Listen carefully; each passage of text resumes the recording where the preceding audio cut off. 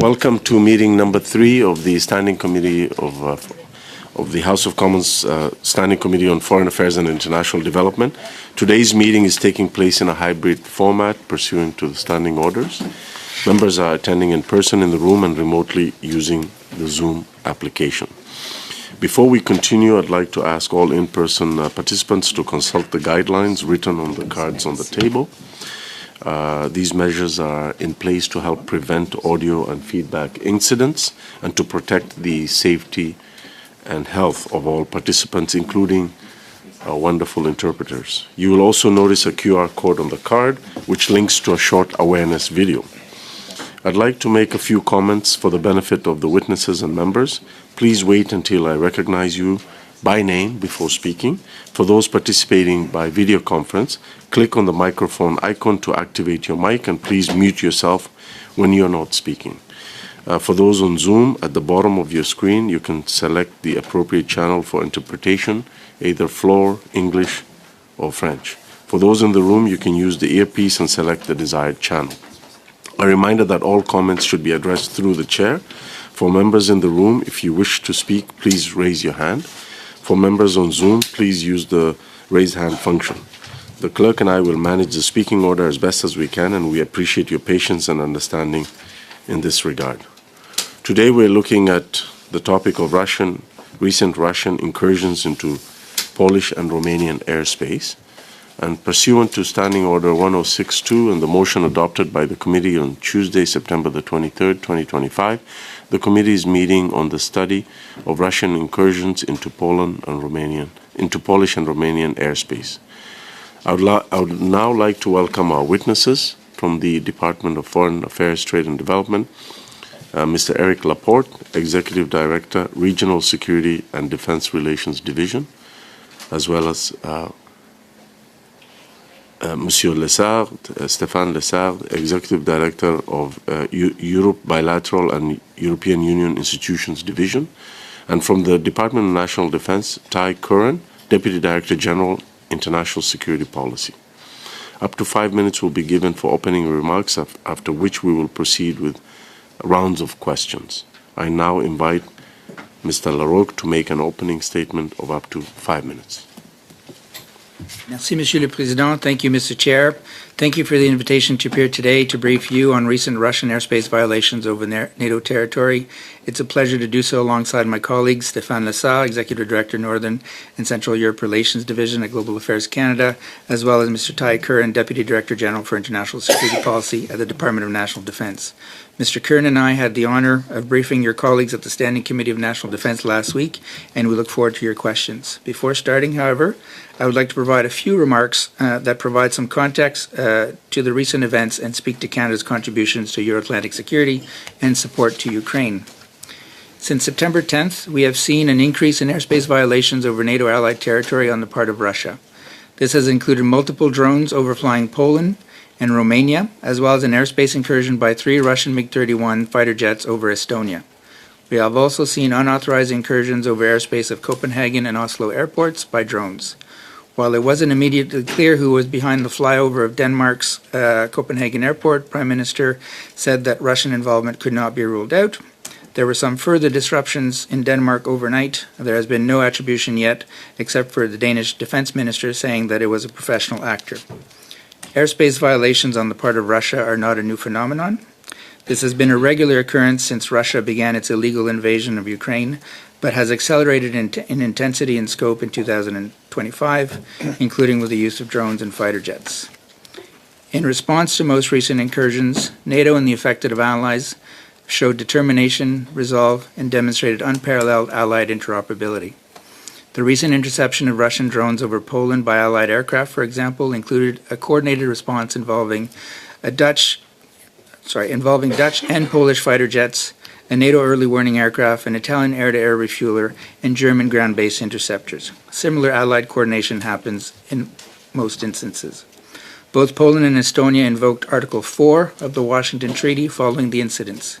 For the benefit of the committee, I would like to specify that Article 4 of the Washington Treaty states that allies would consult each other whenever, in the opinion of one of them or more, the territory, political independence, or security of any of them is threatened. This is intended as a strong political signal to adversaries that a particular ally or allies feel threatened and may request assistance from other allies. This is not the same as Article 5, the collective defense clause of the treaty, where an attack on one ally is considered an attack against all. Following the September 23 Article 4 consultations this week, the North Atlantic Council issued a statement condemning Russia's reckless actions, which are escalatory, risk miscalculation, and endanger lives. The North Atlantic Council statement means that it was agreed by all 32 allies to send such a message. In the statement, allies reaffirmed their unshakable shared commitment to defending Allied territory. They confirmed that General Goodrich, NATO Supreme Allied Commander, has the tools and authorities he needs to ensure NATO's defense. Eastern Sentry, which was launched following the incursion into Polish airspace, adds further strength and flexibility to NATO's posture along the eastern flank. Deliberate or not, Russia's recent reckless actions are part of a dangerous pattern of cyber hybrid activities by Russia to test and probe Allied responses. I can just show examples of sabotage, disturbances to GPS, weaponization of migrants, sabotage of critical underwater infrastructure, and disinformation campaigns across Europe as examples. With all of this going on, you might ask, how is Canada protecting its allies? NATO remains a cornerstone of Canada's defense. We are contributing substantially to the alliance's core tasks and missions, including along the eastern flank. Canada's troop contributions to NATO's multilateral brigade in Latvia, which we lead, has more than doubled in size since Russia's invasion of Ukraine and is growing stronger. This is a tangible demonstration of Canada's commitment to the Baltic security, one of which Prime Minister Carney renewed for another 3 years just recently. Canada is also the third largest contributor to NATO's mission providing security assistance and training to Ukraine, also known as NSATU. Sous notre présidence du G7 et en consultation avec nos partenaires, le Canada continue de faire pression. Under our G7 presidency, in consultation with our partners, Canada continues to press Russia to end its war in Ukraine. Last summer, at the G Summit at Kananaskis, Prime Minister Carney announced the largest package of trade and maritime sanctions imposed by Canada since Russia's invasion of Ukraine.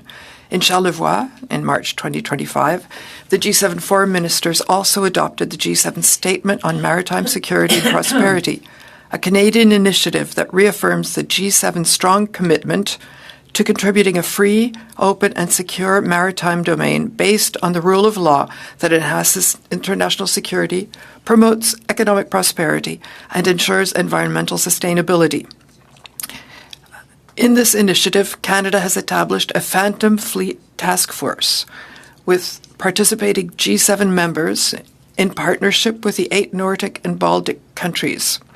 Canada continues to work with its close partners to coordinate additional measures against the Russian regime in order to increase the economic cost of Russia's war of aggression against Ukraine. Most recently, on September 22, 2025, Minister Anand met with her G7 counterparts on the margins of the United Nations General Assembly. In a joint G7 statement this week, the ministers expressed their concern over recent violations of Russian airspace in Estonia, Poland, and Romania. These are unacceptable violations which threaten international security. They reaffirmed their determination to work together to achieve a lasting peace and a strong, independent, sovereign, and prosperous Ukraine by continuing to coordinate their efforts with the United States to provide Ukraine with strong and credible security guarantees. The ministers also discussed the need to impose further economic sanctions against Russia, including measures against third countries that facilitate its activities. In conclusion, Mr. Chair, I can say that NATO's response to Russia's actions remains firm. NATO has undertaken vigorous steps to strengthen our deterrence and defense posture in the face of Russia's persistent attempts to test the alliance's defenses. Canada remains committed to contributing to the security of our allies, particularly on NATO's eastern flank, and to support Ukraine, whose security contributes to ours, in its right to defend itself against continued Russian aggression. We will continue to work with our allies to rebuild Ukraine and strengthen its long-term resilience. That being said, Mr. Chair, we'd be delighted to answer any questions you may have. Questions will begin with Mr. Chong. 6 minutes. Thank you, Mr. Chair. First, I'd like to clarify with our witnesses exactly what incursions have happened over the last month. So as I understand it, there were drones, Russian drones, that went into Polish and Romanian airspace. You also enumerated that Russian jets went into Estonian airspace, and that it appears that there were Russian drones over Copenhagen and Oslo airports. Have there not also been incursions into Lithuanian and Latvian airspace as well? Thank you, Mr. Chair. Maybe I can start, and my colleague, Mr. Kern, might have some additional details to provide. We have seen over the course of the year an increase in Russian airspace violations, and that has increased since 2022, but certainly markedly in 2025.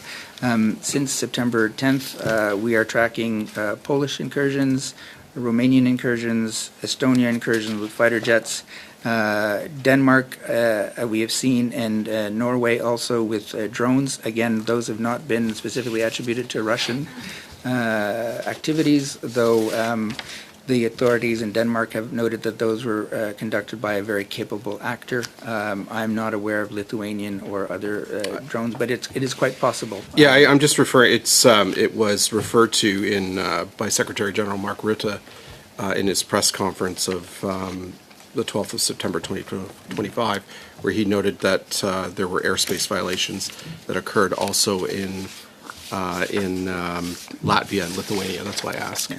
Oh, okay. So, what air assets do we have in Eastern Europe? I think we have some CF-18s. Is that correct? And some Griffin helicopters as well. What exactly do we have in terms of air assets? Thank you for the question, Mr. Chair. So in Latvia, we currently have 4 helicopters, Griffin helicopters, that are deployed there. We previously had Chinook helicopters as well.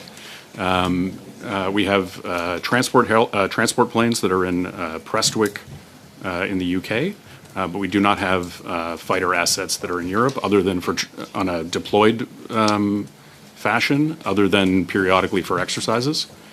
So those are the permanently or the deployed assets right now. NATO announced Operation Eastern Sentry, which is predominantly an air operation. Is Canada involved with Operation Eastern Sentry, and if so, how exactly? With what assets? Thank you for the question, Mr. Chair. So we're absolutely working with our NATO allies in Eastern Sentry. We have not provided forces to date, although we are looking at what could be provided. I would just add our contribution to NATO includes also the work that we do in terms of deterrence with Latvia, as well as the work that we do here at home with NORAD. Yeah. I note that the Russian fighter jet or Russian drone and jets that have violated NATO airspace in some cases flew many kilometers into NATO airspace and for durations of nearly an hour. Like, at one point, do we shoot these things down? Maybe I can start. We saw on September 10th that NATO did shoot down a number of Russian drones at that time. Again, as I mentioned earlier, airspace encroachments by Russian fighter jets or drone is not a new phenomenon. I think every time they cross, there's a decision that needs to be taken in real time by commanders on the ground and authorities. And there's also issues of wanting to ensure the safety of personnel on the ground. If you shoot something down, where is it going to land? Does it pose a threat to civilian population, et cetera? Is our stance with respect to these incursions, is NATO's stance with respect to these incursions, has it changed since the initial wave? Like, is the action going to be, is kinetic action going to be a lot quicker in the future than what we saw in the last month? Thank you for the question, Chair. we saw on September 12th, in response to the Polish air incursion, this setting up of Eastern Sentry, as my colleague mentioned. That's a new activity for NATO. It is looking to gather some additional capabilities and forces, including fighter aircraft, early warning systems, jamming capabilities, and it's going to be mixing traditional and novel traditional capabilities as well as novel technologies. So this is ramping up. There's also there's a cost factor or a cost curve involved to shoot down drones, for example. Some of these are not very expensive to produce, and Russia can mass produce these using high-end fighter aircraft and high-end missiles to shoot those down at the cost of hundreds of thousands. I have one last question before my time is up. So Russia started these incursions a month ago and then followed up with a number of subsequent incursions. It seems to me that our deterrence is not sufficient. Is there discussions going on about increasing deterrence? Thank you for the question, Mr. Chair. Again, I would want to point out that, Russian drone incursions is not a new phenomenon. They've been doing it since 2022, essentially, but the pace and scope has increased recently. Since that has happened, NATO has invoked twice 2 Article 4 consultations amongst allies as a message, has launched Eastern Sentry, and so I would assume that there will be a greater response in the future. Thank you. Madame Fautier, Merci, vous monsieur. avez 6 minutes. 6 minutes. Merci, Monsieur le Président. Merci d'être... Thank you, Chair. Thank you for being here today in order to be able to share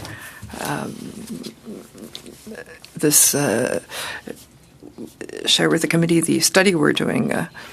You can imagine Canadians being quite nervous, myself included, about what's going on currently. We know that with the invasion of Ukraine, pressure is building up in a certain area, and I find that very worrisome. So I think today we need to have an update as to what Canada is doing. How are we proceeding with our allies? How are we advancing some diplomatic strategies? Could you share more of the diplomatic measures that are being undertaken to reinforce the collective defensive posture of NATO facing these recent incursions? Thank you, Chair. In terms of diplomatic initiative, I mentioned a few already. As the president of the G7, Minister Anand convened her peers in New York, to discuss the Ukraine situation and the Russian incursions. The 7 members of the G7, including Japan, wrote a joint declaration condemning Russian action. After the events in Poland in September, GAC convened the Russian ambassador to Ottawa in order to also condemn these actions and to emphasize the fact that Canada is observing what's happening very closely, and that if it continues, there'll be a risk of repercussions from Canada and from NATO. And as we always do, we always look at the possibility of imposing further sanctions. So that's on the diplomatic side. I don't know if Mr. Curran wants to add anything. Thank you, Chair. Maybe just to add, the reason why we invested in the Canadian forces is that we want to increase our capacity in terms of fighting drones and defending the airspace, that we might have better capacity to respond in such situations, and also to increase our deterrence. So be it with Poland and Romania, and then we saw it with Lithuania and Estonia. Were there things that were done on a bilateral level?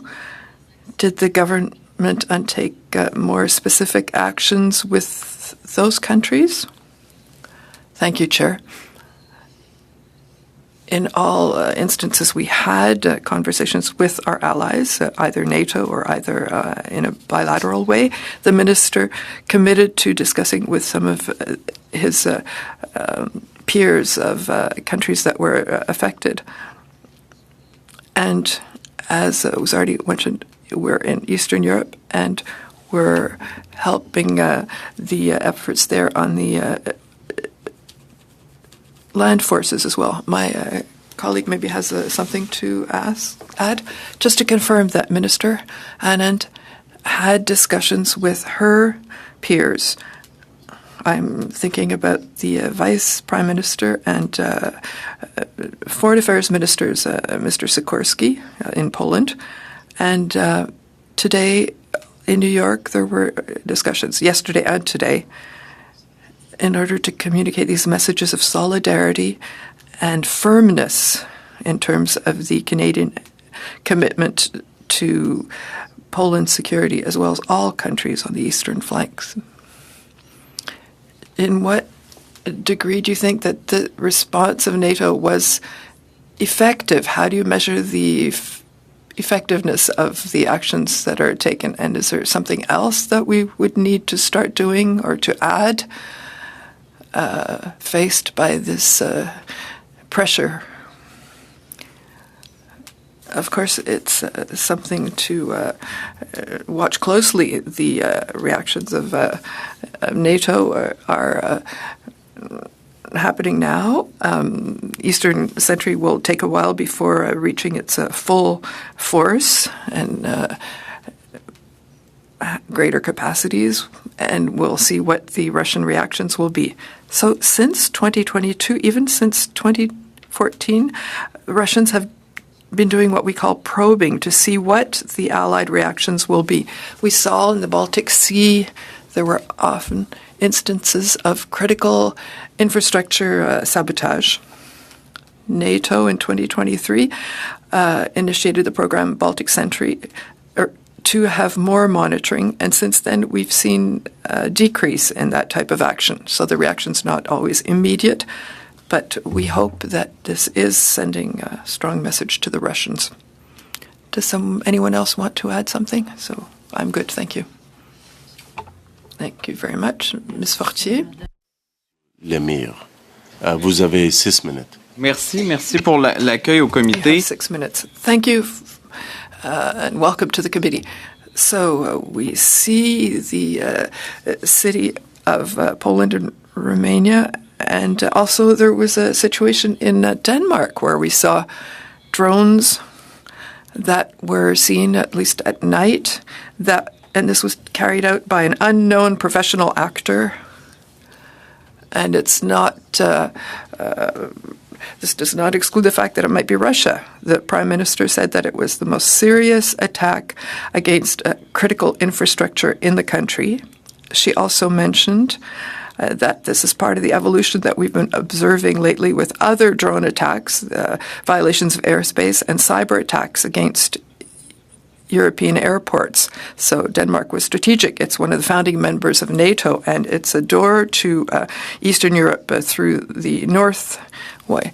So do you think we can make a connection with what we're talking about today? Do you think Denmark is being targeted, or is it NATO that's being targeted? Well, I don't want to put myself in the place of the Danish authorities who are responding to the situation, actually. So they didn't say that they were Russian drones, but they said it was a capable actor who did that. So who are the capable actors? There are not many in that field, so that is a possibility. But I don't want to go any further than what the Danish authorities have said. Was it targeting Denmark or other targets? So there are several instances of drones just about everywhere. So it's quite possible that it wasn't simply targeting Denmark.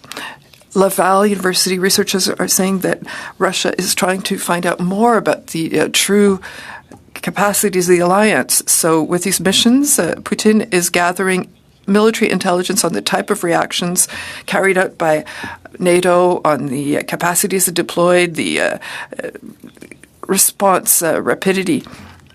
So do you think that they're testing this as a point of entry for the future? As mentioned, it's not the first time that the Russians are sending either drones or planes in NATO airspace, and we've seen that since 2014, 2022, there's always this attempt to see what NATO's reactions will be. Every time, NATO has reacted and adapts its response measures. I don't know if we have anything else to add. So it's a bit of a cat and mouse game. Russia and NATO and both sides are always adapting and responding to each other, knowing that on the NATO side, it's an alliance that's defensive in nature, and it's the Russians that continue to initiate, to make these incursions into Allied territory.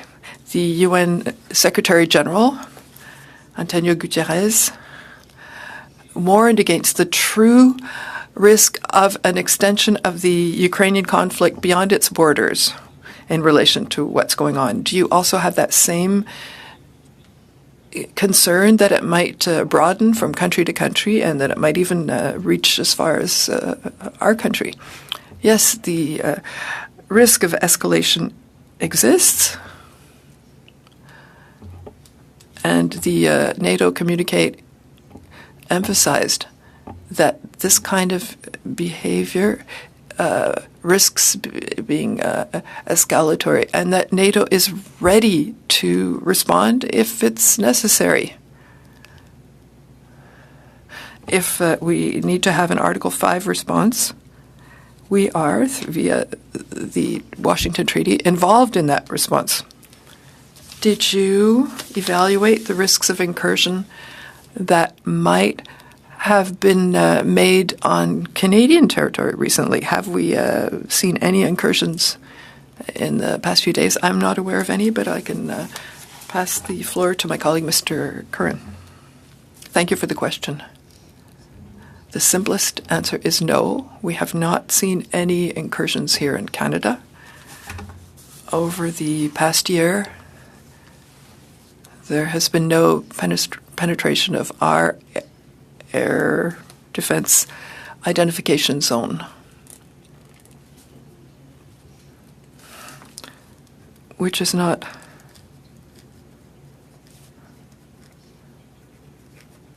a part of our legal territory, but it's part of our defense system here in Canada, along with NORAD and the U.S.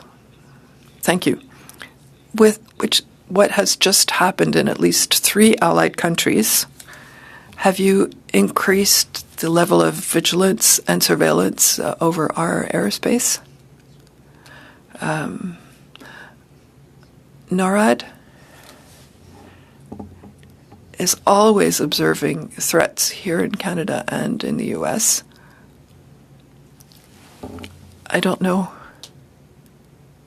about the warning level that has been determined at this point, but they always are watching out for air and sea incursions. So there's been no increase of this since then. Answer, I don't have any of that information, or I don't have any such information. Thank you. And I turn to MP Cramp-Newman. You have 5 minutes. Perfect. Thank you, Chair. A question for any one of you. Is there any thought that this may be Russian penetration testing on Baltic states for a potential breakout of the Baltic fleet out of the Kaliningrad and St. Petersburg, especially in the wake of Finland and Sweden entering NATO recently? Effectively blocking the fleet to get in? Thank you, Mr. President, for the question. Certainly, it is highly likely that this is probing by Russia, as we know they do and they have done, and they will continue to do. Whether this is going as far as for a breakout of the Russian fleet, I haven't seen anything to that effect. I don't know. Thank you. What assets, are you aware of what assets that NATO has deployed to contain the Russian Baltic fleet?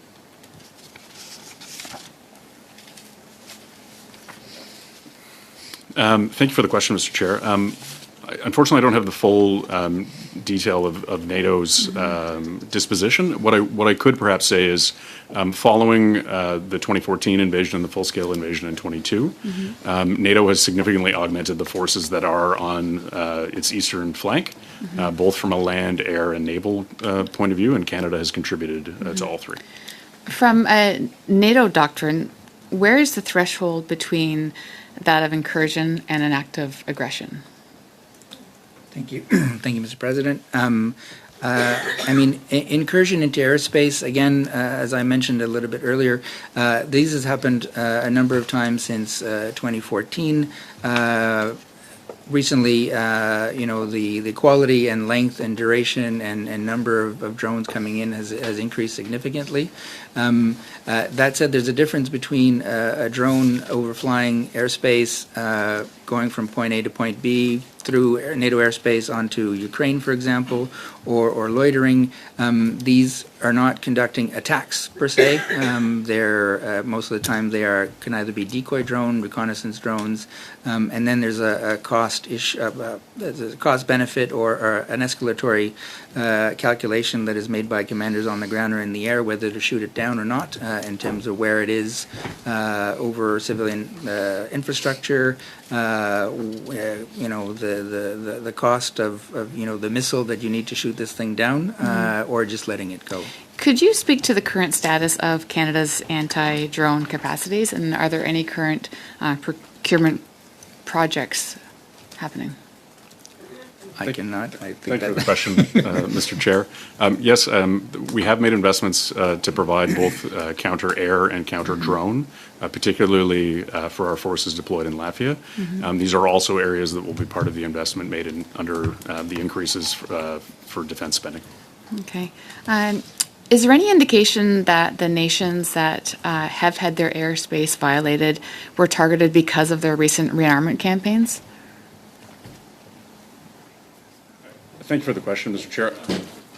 To my knowledge, all of the countries that are there have increased their defense spending significantly, but I also think almost all NATO allies have done that, so I don't believe it would be there, but that is ultimately a hypothetical question I don't know the answer to. And just to follow up to a question earlier, what assets does the CAF currently have deployed in the three nations that have been targeted by Russia? Thank you for the question, Mr. Chair. So the majority of our forces are deployed in Latvia, which is where we have our battle group. As I've mentioned, we do have as well maritime assets that are deployed to Europe right now. And do they have the capacity in Latvia to respond to the drones? Yes, they do, although we continue to make investments in that regard. Okay, perfect. Has there been any requests from the nations whose airspace has been violated to support? Has there been the ask? I'll start again. Has there been any requests from the nations whose airspace has recently been violated for support from Canada or any of the NATO allies? Thank you, Mr. President, for the question. As mentioned earlier, there was 2 Article 4 consultations in the context of NATO. There was a decision to stand up Eastern Sentry, which is a request for all allies to provide capabilities as they can. So through NATO, there has been requests for Canadian assistance. Those are being looked at and examined. But again, our contribution at the moment in terms of the eastern flank is very much focused on the Latvia component. Perfect. And my last question is, how is the Canadian government balancing deterrence without escalation? Thank you for the question. That is basically a daily task that us and our allies are doing in terms of ensuring safety and security of allied populations, but also supporting Ukraine in its fight for Russia and so against Russia. And so again, that is a daily. Thank you. Thank you very much. We now turn to Mr. MP Oliphant. Thank you, Chair, and thank you to our witnesses for being with us today. And thank you for the work you do every day. both in diplomacy and intelligence and in our defense security. Two areas of questioning I'd like to come into. The first area has to do with risk assessment. And obviously, we have zero tolerance for an incursion of any kind into a NATO member. That is something that we have been very clear about. But in terms of risk assessment, when you're looking at the other activities that Russia is doing with respect to violation of our sovereignty, territorial integrity in other ways, looking at sabotage, looking at cyber interference, looking at intelligence gathering, foreign interference in our countries. How do we rate this one? I'm not minimizing it, but how do we rate it compared to cutting cables under the Baltic, or how do we, destabilizing energy and all the gray zone areas? These are, a lot of them could be dummy drones and cause a huge distraction for us while maybe more nefarious activity is taking place. Where should this committee be drawing its attention? Great question, Mr. President. It is a great one because, as we've seen, Russia is active in many, many domains, and this sort of drones or overflights is something that has been happening for a while, but is getting a lot of attention at the moment. As the countries that have been affected by the violation of airspace, of course, they feel very strongly that this is a violation of their sovereignty, their territorial integrity, etc.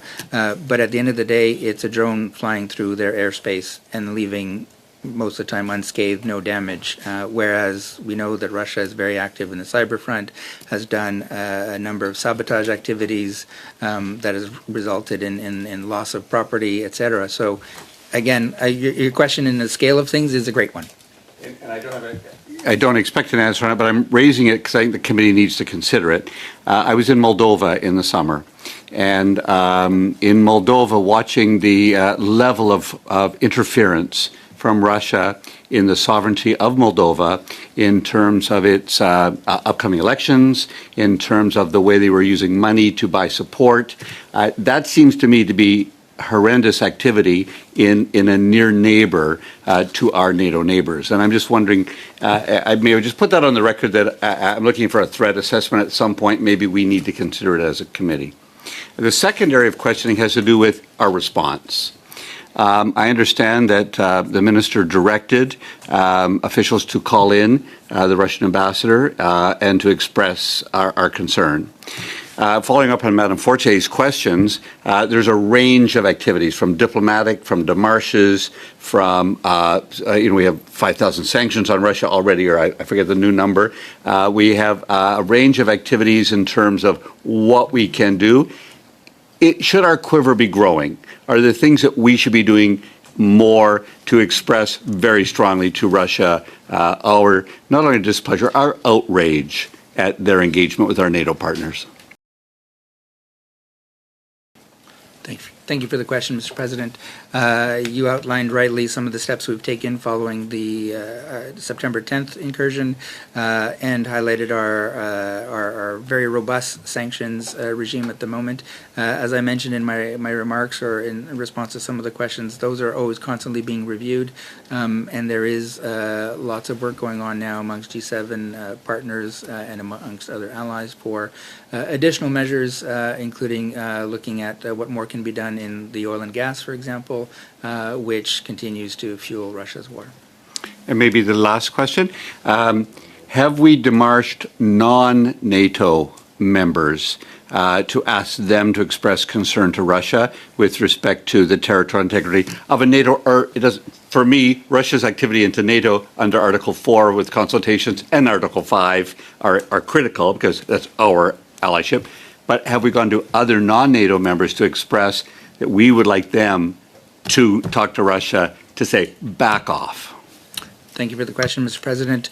We have not demarched in the real sense countries on this, but we have in a lot of our interactions with NATO and non-NATO allies signaled, obviously, our concern and the recklessness of the Russian behavior.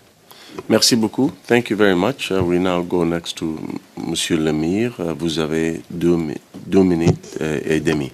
Merci. You have 2.5 minutes. Thank you, Chair.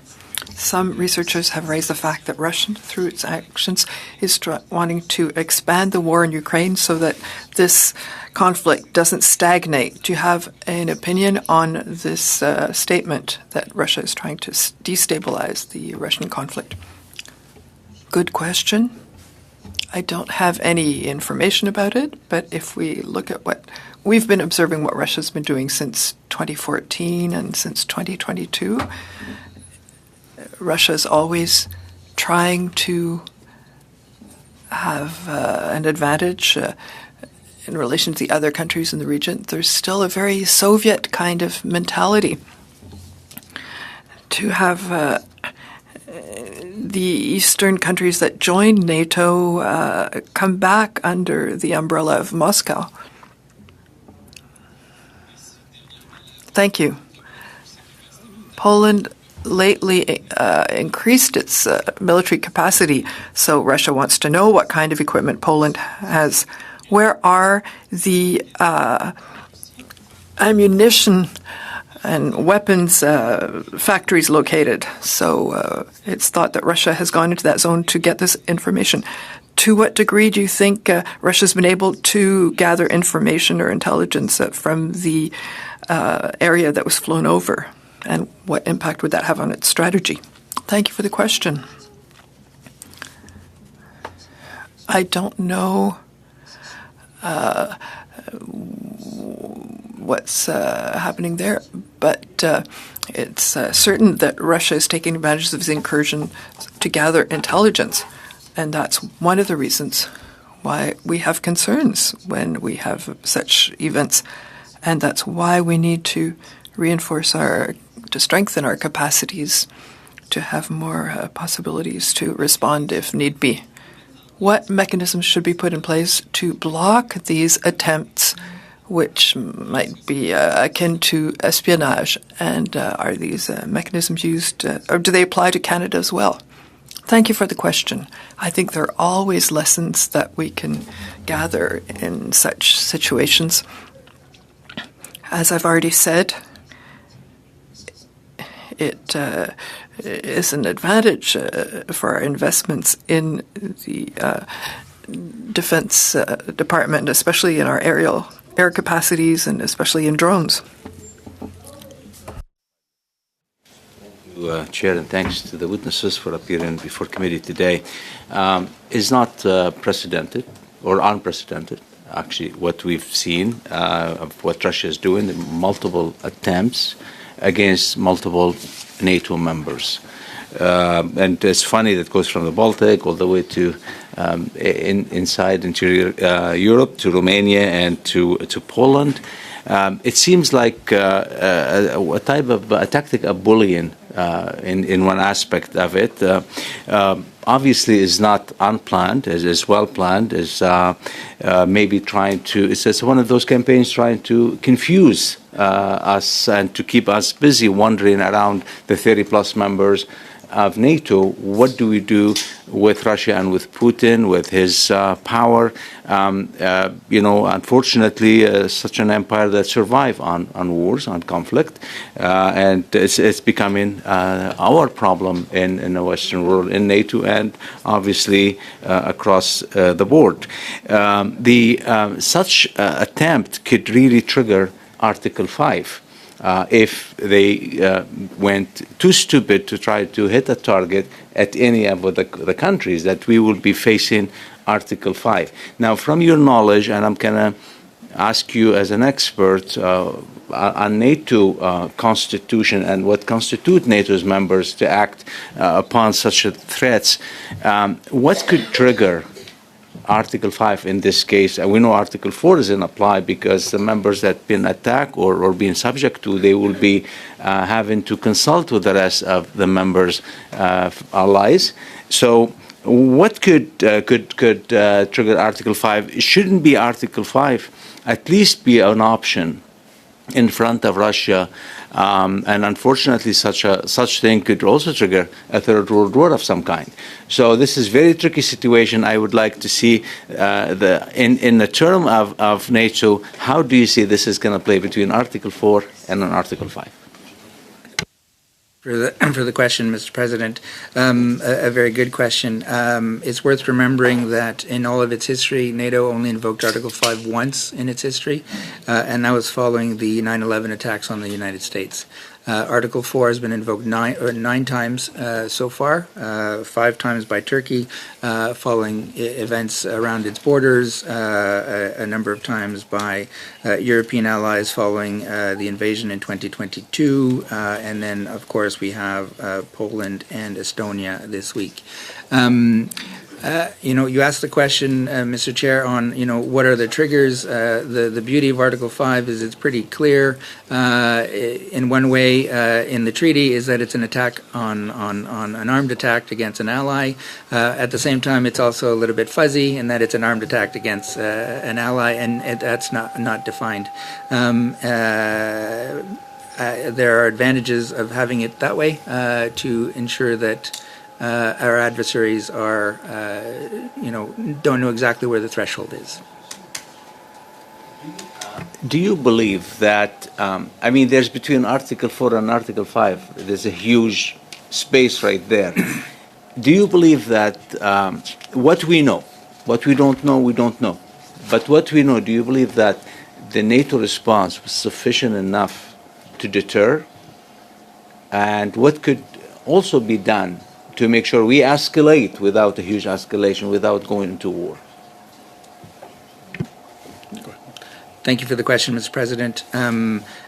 Do I know if it's sufficient to deter? I don't. It's speculative. That said, the messaging that the alliance has put out is fairly clear, is that collective defense is strong and we stand and are committed by it. And so Russia should be taking heed of that. Mr. Chair, if I could just add. I would love for you to weigh on it. For sure. Obviously, it's hard for us to speculate on Russian intentions in this space. What I would say is, regardless of those intentions, we've seen a reinforcement of the eastern flank with Eastern Sentry.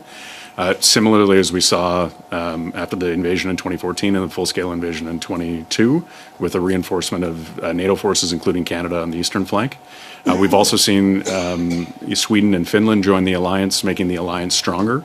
And so I think, our continued as these activities happen, I think we also adapt as well, as my colleague said, the sort of cat and mouse game. But I do think that NATO is stronger today than it was in 22, and I expect it provides a very strong deterrent effect as part of that thinking, which of course is still speculative. Thank you. Thank you very much, Mr. Abultaif. We now turn to MP Anita Bandelbel.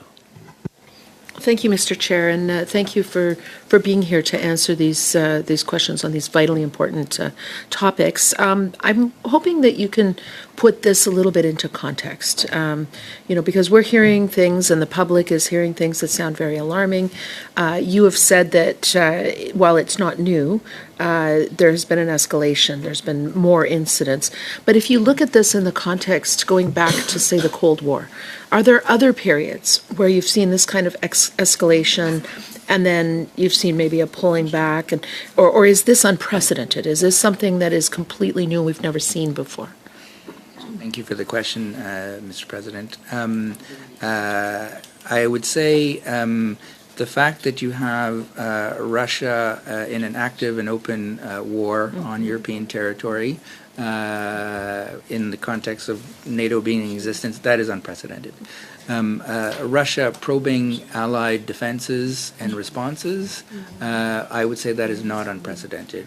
We saw that throughout the Cold War, also not only in Europe, but also vis-a-vis North America, where the issue of having to scramble jets to escort Russian out of NATO or North American airspace was a reality. So that's I don't think it's unprecedented in that context, but I don't know if Mr. Kern has other.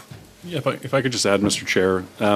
So penetrations by Russian military aircraft into North American air defense identification zones has certainly increased over the last couple of years, but it's also relatively regular. We expect that this is a bit of a return to pre-COVID levels. And so while we've observed this increase in activity, I would just note that these flights occur regularly and are not deemed threatening, as Russian military aircraft remain in international airspace and do not enter Canadian or American sovereign airspace. And I would say for the vast majority of these engagements have been professional, which is distinct from what, or is different, I guess, from what we're seeing on the eastern flank. Okay, thank you. Can you just elaborate on what you mean by professional? In the sense that behavior is standard. I'm certainly not a pilot, so I won't pretend in that space. But just to say that when we talk about safe and professional, it's the behavior of the aircraft in a way that is predictable, that is standard, and that recognizes sort of international best practices, as opposed to, for example, someone who's behaving in an erratic manner that could be dangerous to both parties. Okay.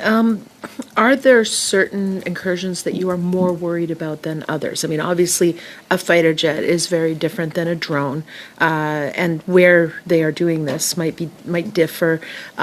Frequencies. Is there some element in this that is raising more red flags than what you normally would? Mr. President, I can start, and then I'll invite Mr. Curran to join in.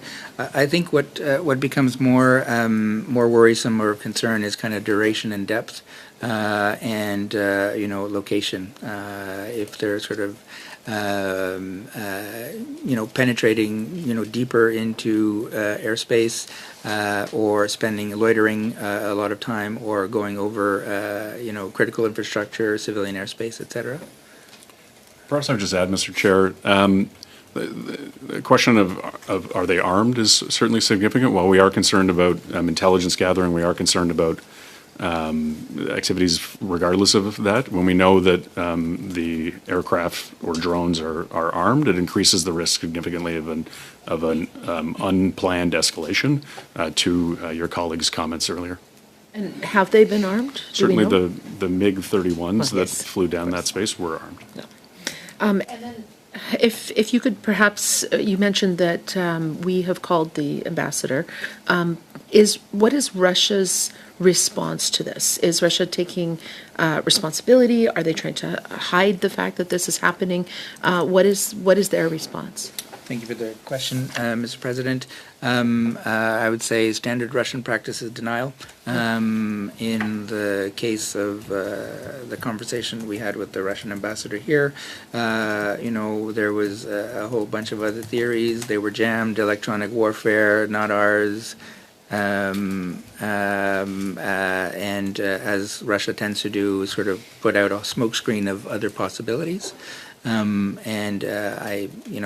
They haven't denied that the MiG-31s flew in the direction that they did, but they certainly say that it wasn't into anybody's airspace. So again, it's a usual pattern of Russian denial. Thank you. Thank you very much. We'll now go to MP Rood.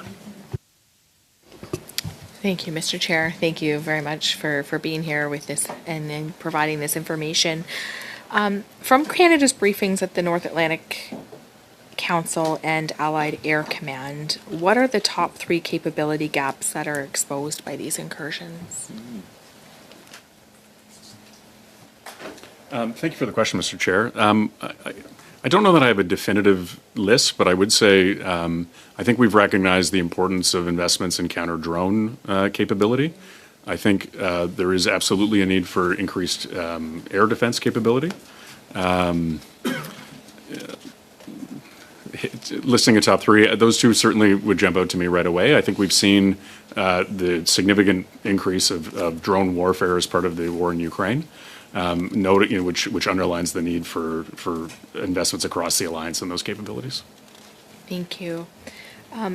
What additional contributions, Canadian contributions, have allies requested from us?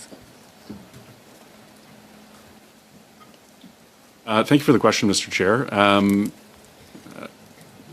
Perhaps just My understanding of the list of requirements is that it's a classified list, and so perhaps I could return to you just if there is an unclassified ability to provide that information. Thank you. That'd be appreciated. Did Allied ISR produce indications and warnings of these overflights early enough to cue shooters? And if not, what latency points delay? Thank you for the question, Mr. Chair. Given the tight geographic space between Russia and our eastern allies, while we have the ability to track, we, NATO, have the ability to track these drones or planes, the timing of them doesn't always leave the ability to have forces in the air all the time, especially given the activity that's going on in Ukraine. So we have the ability to watch that and to respond if we deem it to be a threat. Yeah, I'll leave it there. Thank you. Precisely what Canadian assets have been committed or offered to reinforce NATO's eastern flank after these incursions, and with what deployment timelines? Thank you for the question, Mr. Chair. At this point, we have not provided additional forces, although, as mentioned earlier, we are significant contributories to deterrence on the eastern flank as part of our contribution to Latvia. What near-term remedial actions, such as deployment, sensors, or software, are being executed in the next 90 days? Fortunately, Mr. Chair, I don't believe I have the answer to that question. Okay.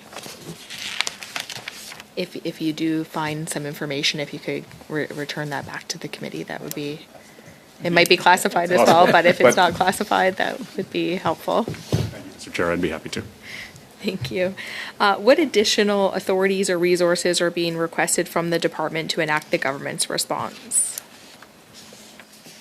Thank you for the question, Mr. Chair. At this point, we have not made additional requests to the government there. It's part of our discussion with NATO about what sort of capabilities Canada is able to provide, recognizing that we continue to provide support in Latvia to deterrence as well as to air defense support here through NORAD. Thank you. Am I close to time, Chair? No, you still have 1 minute and 20 seconds. 1 minute. I'll cede my time for right now. Thank you. Thank you very much. We will next go to MP Blair. Thank you very much, Mr. Chair, and welcome and our thanks to all of you for presenting yourselves here today. I note, actually, Ty, you said that you didn't want to speculate on what the Russian motivation is, but I think we could speculate a little bit, that they were both testing our capabilities and also testing our resolve. And given the reaction, in particular of President Trump, President Zelensky, the EU leadership, and what we've heard from President Tusk and others, most recently in response to this, I would like your assessment, all of you, on what impact this probing by Russia has had on NATO resolve. Because we've talked about investment, but it's a matter of declaration of resolve, but it's also what that can mean for the next steps. Thank you, Mr. President. Mr. Chair, maybe I can start. I think the question of NATO resolve is pretty strong here. We had in the summer a summit amongst allies where we all agreed to increase defense spending to 5% of GDP by 2035. I think,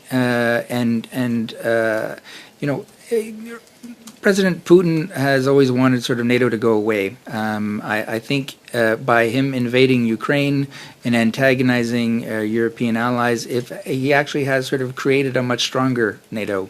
And that's why we're at agreeing to 5% of GDP for defense spending. And I think the events over the past weeks will only strengthen European resolve to build the capabilities, get the capabilities to counter drones, and to increase their defense capabilities. So I think from an alliance perspective, this is a moment where allies are stepping up and will continue to do so to ensure their security going forward. Perhaps if I could add, Mr. Chair, the question of resolve is absolutely an important one. I would say that resolve is also backed up, though, by concrete commitments that NATO is making to the eastern flank to provide that deterrent effect, including what Canada has done with our forces in Latvia. I would also note that the SACUR has made it very clear that he has the existing capabilities, but we also are aware that it does require additional investment. There's also a bit of a challenge, and for example, we've invested fairly significantly in surface-to-air anti-missile technologies and capabilities for our forces in Latvia. But that's a very expensive response. Using $200,000 missile to knock down, sorry, a $200,000 missile to knock down a $5,000 drone. We're also seeing in the Ukraine-Russian conflict, drones now having expanded capability with 3,000-kilometer ranges, significant additional payloads. In his speech to the UNGAS yesterday, President Zelensky indicated their willingness to share their learning and their technologies with other NATO countries, and he, frankly, offered an invitation to those of us who want to work closely with them. I think Canada was a very early adopter into that relationship, and if you could provide any update or even just an indication of our willingness to engage in such activity.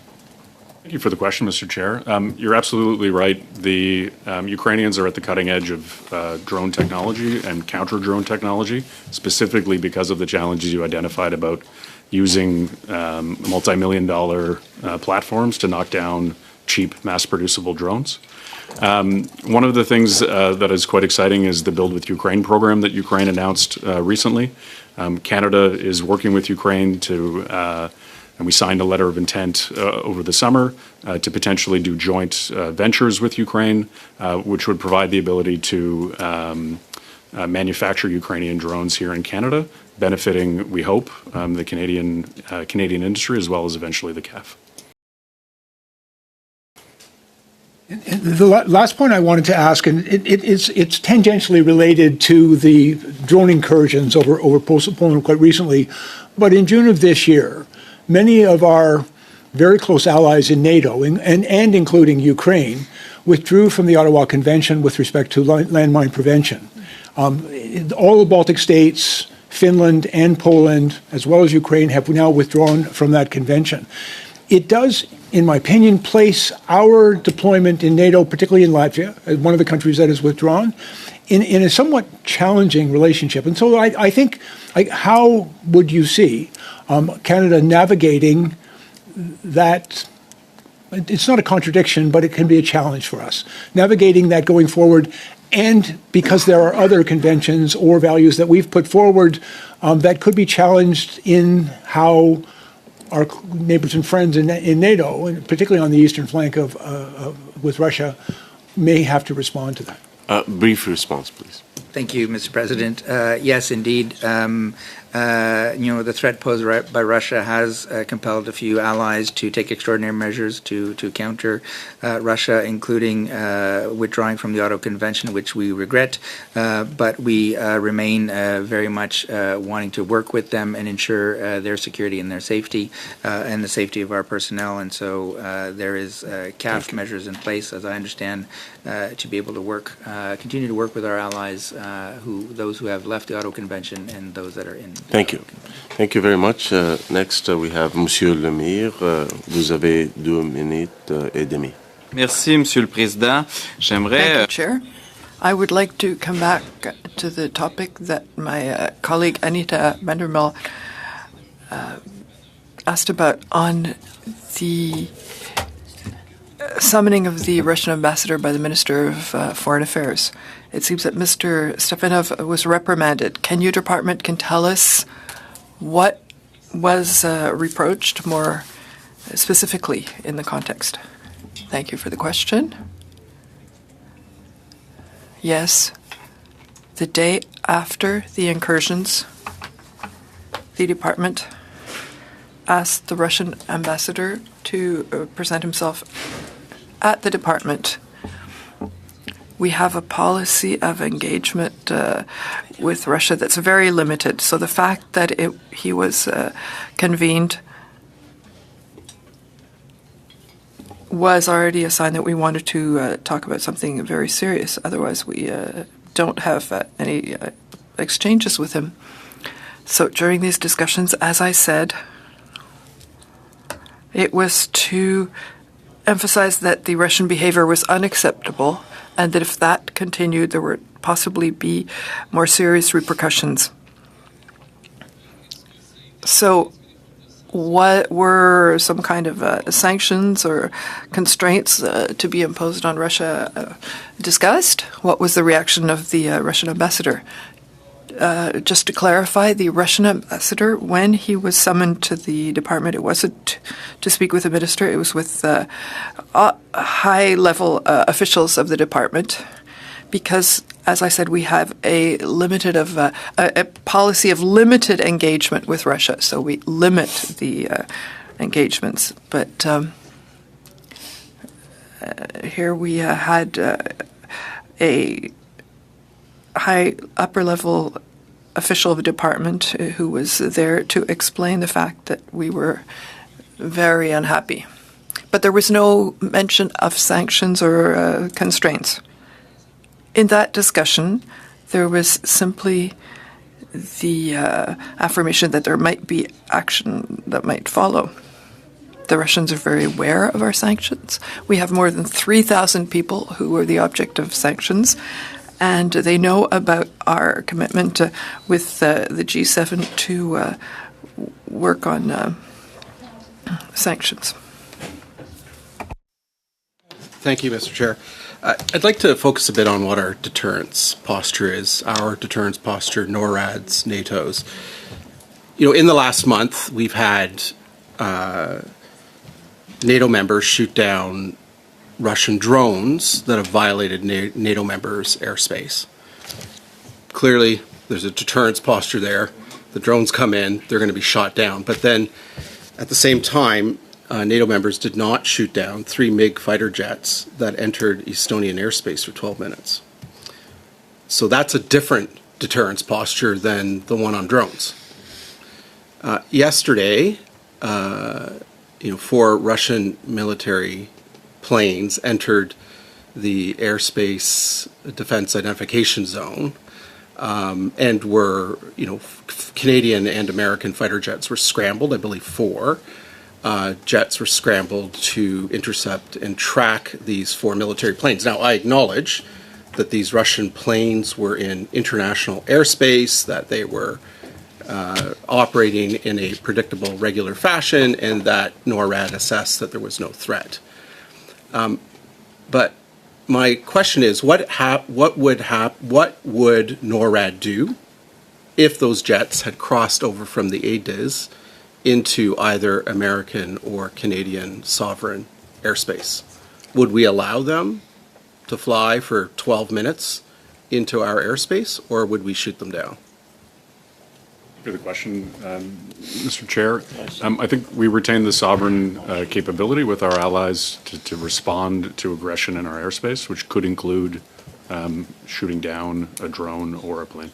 Yeah, but I guess it's not clear to me what our position is. And so I guess my comment is that if I don't know what our deterrence posture is with respect to Russian jets violating sovereign NATO airspace, not the ADIZ zone, but our airspace, then the Russians aren't quite sure what our position is either, our posture is either. And so, is there any discussion between Canada and other NATO members to clarify what our position is on Russian jets violating NATO members' airspace? It's being reported that, for example, just, I guess, in the last day or so, British, French, and German envoys have told Moscow that they will shoot down the jets if they violate airspace in the future. Yet others, are not. Other members are not clear on what they would do. Poland has been pretty clear on it. So, what is our position? Is this an ongoing discussion between NATO capitals and at NATO headquarters in Brussels, or we're just going to muddle along until the next situation pops up? Where are we going with this? Thank you, Mr. President, for the question. Mr. Chair, for the question. I think, again, there's always a need to look at the particular circumstances. In the case of Estonia, it's a very crowded airspace in the Gulf of Finland that has Estonia and Finland on the other side, and Russia transiting through from kind of mainland Russia, if we can say, to Kaliningrad.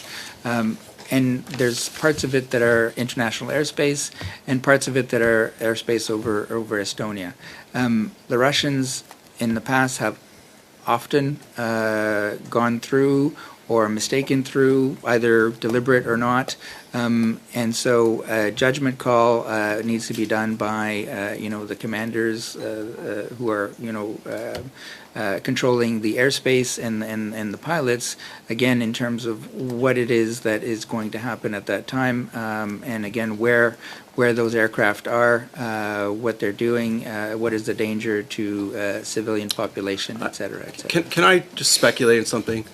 I speculate that if those jets off in the Alaskan ADIZ had entered into American airspace, that they would have been shot down by the U.S. Air Force. And that's precisely why they remained in international airspace. And the corollary of that is taking place in Eastern Europe, where Russia feels that it doesn't have the same deterrence, where Russia feels that NATO doesn't have the same deterrence posture, and we end up with situations like happened in Estonian airspace recently. Mr. President, Mr. Chair, if I can just respond, I think there is one slight difference I would posit. Again, whether it's in the ADIZ or the KDIZ, we're talking airspace that is very big and large, and there's lots of time to identify these aircraft coming in. There's the ability to intercept them well outside of our airspace. And if we wanted to, or as in the case that happens frequently, there is a communications, there's contact, there's a request for them to move out. If they continue, then I suspect, you're probably speculating right, there would be some action happening. In European airspace, some of it is very tight, and you don't have that lead time to sort of give. So again, commanders would have made the decision they did over Estonia. I think there was probably a desire not to shoot down at this instance, given what had happened a few days before, and not wanting to escalate the situation more. But I do think there may be instances in the future that if that continues, the threshold for Allied response has gone more prepared to go that way. Thank you very much. We now turn to MP Oliphant. Chair, and thanks. Yeah, I'll follow up a little bit on Mr. Chong's comments. I won't speculate about what the United States would do at any moment these days. However, I'd like to know a little bit more about the American response to these drone incursions in the airspace, and also France and Germany and the UK. If there have been any sort of bilateral responses from those four partners, in addition to what NATO has done through the General Secretary. Thank you, Mr. President. Maybe I can start, and I invite Mr. Curran to add. I'm not going to talk about anything in the classified space, but we have seen signaling, certainly on the part of the U.S., including from President Trump, on sort of, any further incursions. He said under certain circumstances, he wouldn't have an issue with having allies shoot down a Russian aircraft. I'll stop there. I could just add, Mr. Chair, that we have seen allies, including some of the countries that you listed, provide fighter jets and support to Eastern Sentry, which reinforces deterrence on the eastern flank. Tell me more about Eastern Sentry again, and what what that would entail, what Canada's response could be to that, and what asks Canada could receive on it. So I know that takes some speculation, but do your best. Yeah, absolutely. Thank you. Mr. Chair, thank you for the question. I apologize. Eastern Sentry is a NATO mission designed to reinforce NATO response and awareness on the eastern flank. So it includes, for example, fighter jets, radar capability to identify, as well as the support that is around that. In addition, as a mission, it includes headquarters capability, exploitation, that sort of thing. In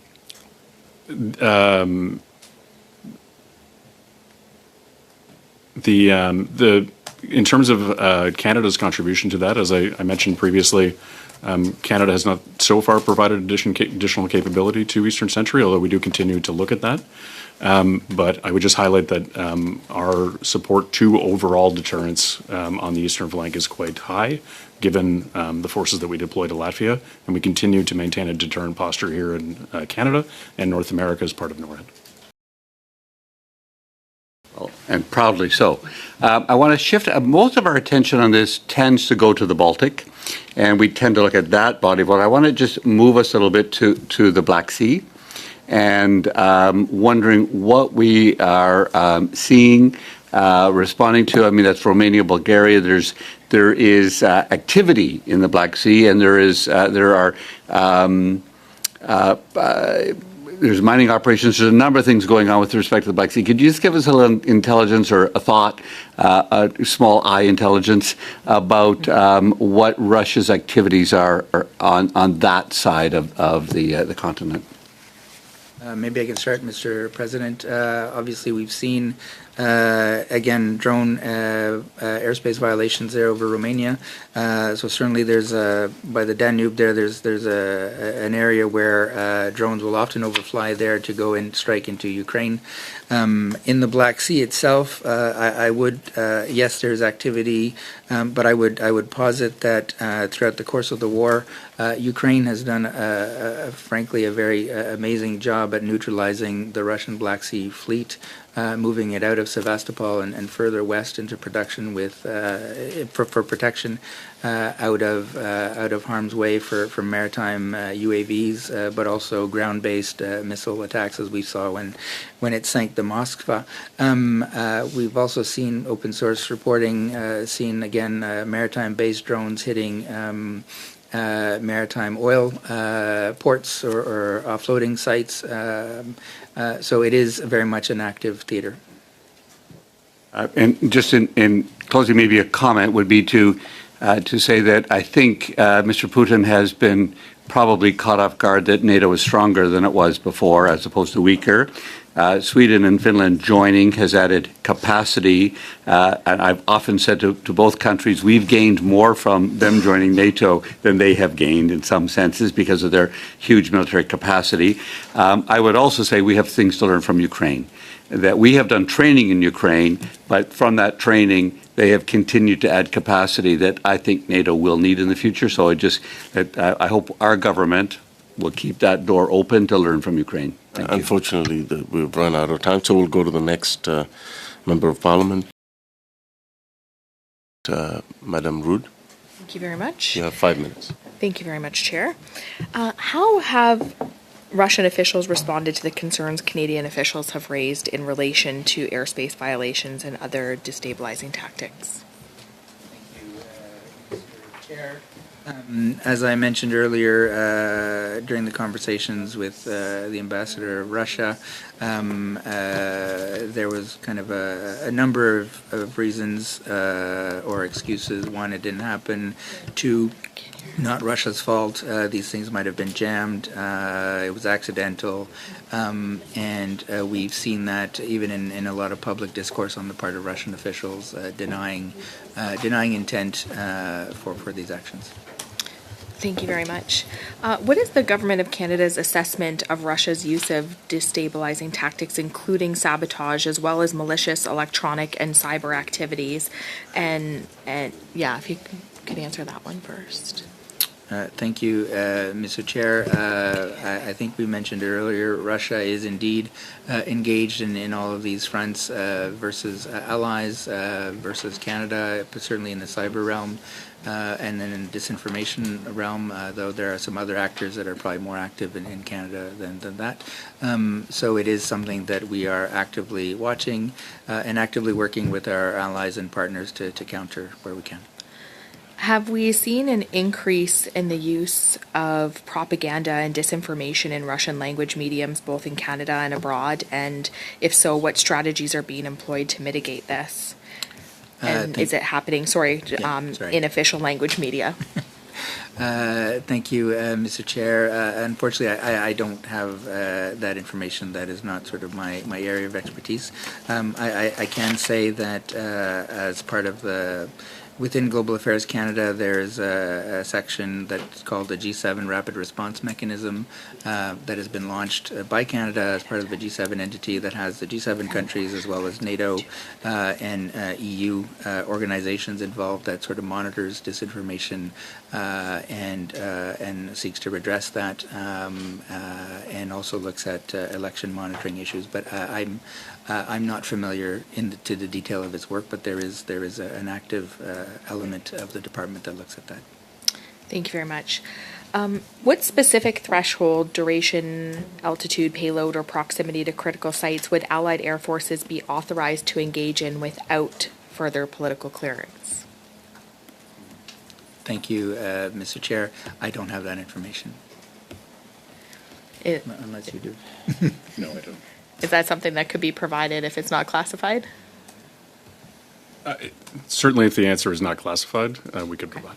Thank you. I'm going to cede the rest of my time to MP Cramp-Nyman. Okay, a couple of high-level questions. Are there any lessons that Canada could draw from with regards to these incidences for protecting our own critical infrastructure against drone incursions? Thank you for the question, Mr. Chair. So, absolutely. I think both in this situation and from what we've seen in the general war in Ukraine, we've seen that there's a strong likelihood that this will be a major part of future conflict. In addition, as we've seen in Denmark, there are risks there outside of a conflict area. So I think it speaks to the ability to be able to respond from a counter UAV point of view, both from a direct, kinetic way, from a strike point of view, but also in terms of jamming, counter drone UAVs, that sort of thing, and radars that can detect threats of this nature. Okay, thank you. And lastly, in the nature of time, I believe, is what message does it send to both allies and adversaries if violations of sovereign airspace are tolerated without meaningful consequences? Thank you, Mr. Chair, for the question. I would say in this instance, there has been consequences. The first instance is, at least in the case of the Polish airspace, a number of drones were shot down. Secondly, you had NATO allies invoke Article 4 twice in the span of a week, having then a NAC, North Atlantic Council statement, which means that it is agreed and by all 32 members, that is very strong in condemning Russian behavior and actions, and then setting up a new operation or a mission in Eastern Sentry. And yes, some of that will take a bit of time to ramp up, but that does signal, frankly, a fairly robust and rapid response on the part of NATO. Thank you. And perhaps just one last question is how long does it take to detect and intercept drones that are crossing into Allied airspace? Brief response, please. I don't have the technical knowledge for that. Neither do I. Maybe just to say that. Sorry, thank you, Mr. Chair. Maybe just to add that we maintain the allies maintain the capability. Thank you to respond. Thank you very much. We'll next move to MP Van den Belt. Bill is after. Okay. No, thank you. I'm very pleased that I could get another round. Thank you very much. And I'd just like to follow a little bit about what your answers were before about the fact that Russia is not claiming these operations, and particularly when you're looking at the ones that we're not certain of, like the airports. Why would they be targeting something like the Copenhagen airport? What is the sort of strategic interest? What message would they be sending? And then what would be the purpose in then denying that it was them? Thank you, Mr. Chair, for the question. Again, speculating, I don't know motive, but you could easily see that doing so is intended to disrupt, cause a disruption,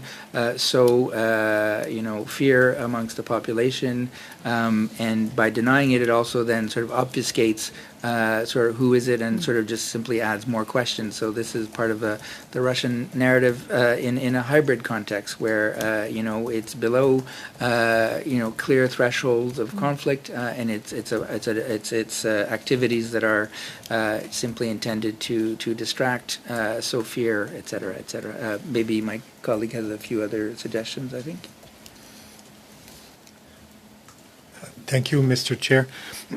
Just an observation that various experts have made, that this is part of, the so-called hybrid type of measures that Russia has a large toolkit to use, and in the context of these measures, they have done things that can inflict psychological pressure on populations and governments.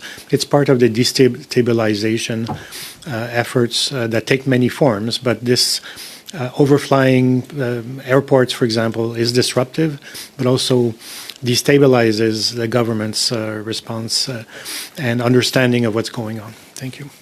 The fact that they are not that they are trying to leave some doubt as to the origin of these incursions.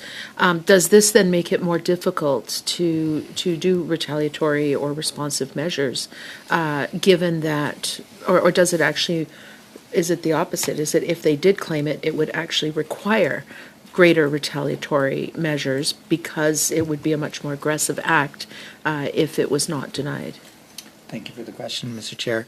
Certainly, the latter point, if they openly declared that this was theirs, then it kind of forces a much more rapid response. Whereas denying it leaves it sort of out there, and it allows them again to see how a government or the alliance responds to these challenges. Earlier in your, sorry, go ahead. Sorry, maybe just if I could just add, Mr. Chair, regardless of whether these incidents are claimed, I think there's a clear understanding that there's escalatory activity that is happening here, hence why these deterrent responses are being augmented. And I would also add, if I may, I mean, certainly the Danish authorities and the Norwegian authorities and allied authorities, when these things happen, they will do the investigation, follow through, and eventually, come to a more solid conclusion as to what has happened. And just going back to something you said in the very beginning, that there were a number of European countries that responded, and I can't remember which incursion that was. You mentioned the Netherlands and Italy and other. How is that coordinated, and how quickly can these nations come together and actually do a response in real time? Thank you for the question, Mr. Chair. So as part of NATO response, we also have what's called air policing missions. Mm-hmm. So there are allies. Okay. Canada has contributed in the past. So in the case of Poland, there were, I believe, Italian fighter jets that participated, as well as from the Netherlands, who were conducting air policing missions. And so that's part of our overall response. Thank you, Mr. Chair. I was going to say the exact same thing. There's Baltic air policing, but NATO also conducts air policing in other areas along the eastern flank, the Adriatic and Western Balkans, Iceland and Benelux, where allies take a tour, 4-month tour or so, and deploy to different bases, and are then responsible for airspace coverage in those countries. And you said Canada participates in this, so had it been Canadians that were policing that particular area, would it be conceivable that it would have been Canadians that would have intercepted? Thank you for the question, Mr. Chair. We have previously participated in air policing missions in Romania, Latvia, and Iceland. Mm-hmm. We weren't participating in this particular moment, but yes, had it been us, we could have been the response. Okay. Thank you. Next, we have MP Lemire, 2.5 minutes. Merci, Monsieur le Président. J'aimerais... Thank you, Chair. I would like to hear you speak about our capacity, our drone capacity. Have we built drones that can fly for long times in northern conditions, such as in the Arctic and in the Canadian North?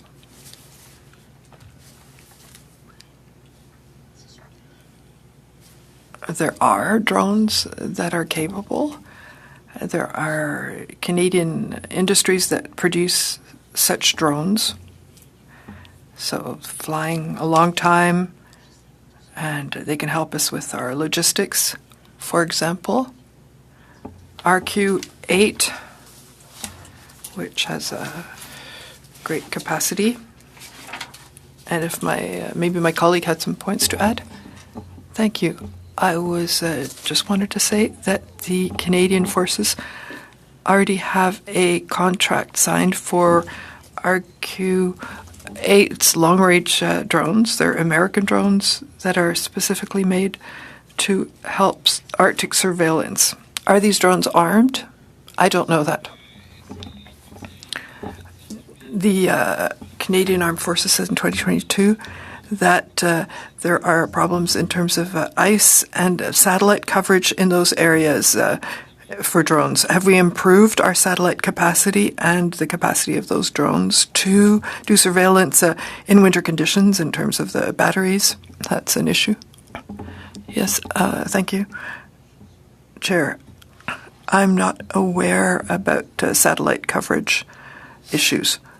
I know that the American forces, in addition to the RQ-8 drones, are building Sea Patrol P-8 planes that can do surveillance in the Arctic area. So you said these are American drones? Was anything done to see whether Canadian technology could be made and these drones could be built in Canada? So we don't want to give them our data necessarily. And in the current diplomatic context with the U.S., could that cause problems? Response, I'm not able to tell you whether there were attempts to reach Canadian companies. Thank you.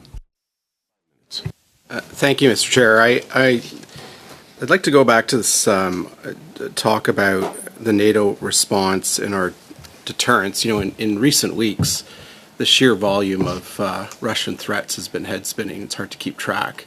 You know, we've had the drones over Polish and Romanian airspace. We've had Russian MiG fighter jets violate Estonian airspace. We've had a Russian aircraft buzzing a German naval vessel in the Baltic Sea. We've had purportedly Russian drones over airports in Oslo and Copenhagen, and just recently, in recent hours, reported over other airports as well in the region. And that comes on the heels of, as Mr. Oliphant has mentioned, the severing of communications cables in the Baltic Sea, for the Baltic states and for Finland. Norway recently said that Russian hackers broke into the controls for a Norwegian dam, opening up the sluices for 4 hours before they could get control of it. And they're messing around with foreign interference here in North America and in European states. And you know, when I look at NATO's response, frankly, it seems less than coherent and comprehensive. You know, I don't understand what our deterrence posture is with these repeated incursions into NATO airspace. And I'm not alone. Like, I just looked at some of the headlines today. CBC headline is, Putin is poking NATO with drones and jets. The military alliance is still sorting out its response. End quote. CNN's headline today is, NATO divided on how to respond to repeated Russian incursions. We are a senior member of the NATO alliance, one of the founding members. You know, what are we doing to sort out our position on these incursions and reestablishing the posture of deterrence? Mr. Chair, for the question. As we've highlighted previously, you know, again, these incursions, I agree, are egregious, reckless, and that is how the 32 allies have qualified them publicly. They've signaled that through 2 Article 4 consultations, a North Atlantic Council statement, and are in the process of establishing a number of new measures called Eastern Sentry. As I mentioned earlier, I think we've seen in the past a number of incidents involving critical underwater infrastructure. The alliance did set up Baltic Sentry, and we've seen a drop from that. So again, I think we're still in the early days in the response, and to ensure that SACUR has already said he has the tools and authorities he needs. He just needs some more assets, and allies are providing those. The difficulty or the challenges is that NATO as an organization is frankly very much heavy on the conventional side. It does do work on cyber, it does do work on hybrid, but then some of the response options in some of those domains are not within NATO's remit. But off the top of my head, from my recollection, a NATO member did shoot down a Russian fighter jet that violated NATO airspace about a decade ago. And the Russians accepted that. They were upset, obviously, but they tacitly acknowledged that they had violated that NATO member's airspace. So again, there doesn't seem to be a consistent response across the alliance to these violations of our airspace. And it's hard to establish deterrence when it's not clear what the posture is. Thank you, Mr. Chair, for the question. Fully aware of the Turkish shoot down of a Russian aircraft in the past. I think the context is different at the moment. There's a hot war going on in Europe, in Ukraine. The commanders and the alliance will determine in due course what it needs to do, if and when it needs to do. I think having the Estonian airspace violation, for example, having occurred simply a few days after initial Article 4 consultation, could probably have been seen as very escalatory, and so the authorities decided not to shoot it down. I don't know. I'm speculating, and I shouldn't be speculating, but I'm speculating. But looking forward, the allies have since come out very strongly in sort of reaffirming collective defense and reaffirming their desire to ensure allied defense and territorial defense. Thank you very much. We next turn to MP Bill Blair. Well, thank you very much, Mr. Chair. If I may follow up just briefly on Mr. Chung's comments. I'm aware that the NATO response will be determined by NATO Command and by the SACUR, based on our capabilities. And I'm pretty confident personally that conversation is taking place right now.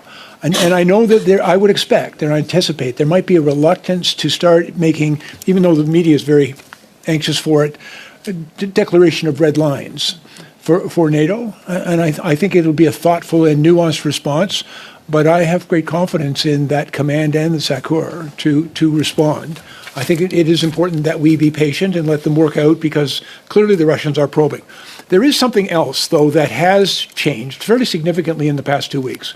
We've seen from the United States and from the President of the United States, first of all, a declaration that he was considering imposing tariffs upon those countries that were purchasing Russian energy. That has a very significant impact on their capacity to continue to build up their military. And the threat of those tariffs can also have some implications for Canada. We're working also with other trade relationships with some of those very countries, and I think that if you have any kind of assessment on what that impact of that might be, it would be interesting to us. And secondly, at his speech at UNGAS, the President of the United States also indicated just this week a very significant change in their initial posture, in that he now declared that he supports the restoration of Ukraine's original territorial integrity and in the restoration of all of the territories that have been seized and occupied by Russia. That's a very significant change, and I think it is something for NATO to contemplate. And I wondered if Canada, if our Foreign Affairs Minister and our government has determined what would be the appropriate response to that change in posture, which is being articulated by the President. Thank you, Mr. Chair, for the question. You are correct in highlighting that the President of the United States has gone out publicly with a very significant change. We are certainly have been and will continue to work very closely with the U.S. In terms of actually trying to arrive at a peaceful solution in Ukraine, and sort of have been working with them very closely on that. Although we have seen the response from Russia, even following President Putin's meeting with President Trump in Alaska, has been met with escalation and escalation. So the Russians clearly are not seemingly ready to engage in a meaningful conversation. So there is certainly a conversation amongst allies, amongst the G7, into how we can increase pressure on Russia, whether it's through sanctions, recognizing, and sanctions have been in place, taken in coordination with the partners. I mean, they are having an impact on the Russian economy. It is starting to show some strains.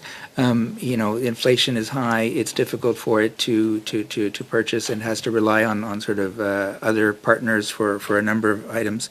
We recognize that oil and gas continues to be an important source of revenue for the Russian economy, and that is why we are looking at other options under our G7 presidency to reduce Russia's oil revenues. In the long term, we know that this is, the sanctions are causing persistent diversion of resources for Russia, so it is damaging its growth potential.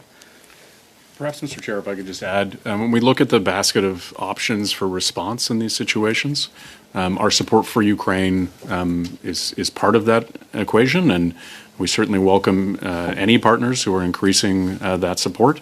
And I do think the military assistance that Canada has provided is part of the response that we are able to provide in these situations. Okay, thank you very much for that. And I appreciate it's been a fairly significant change in posture from the United States, and it will take some time. The last thing I wanted to ask, and the NATO has long declared that it will defend every square foot of NATO territory.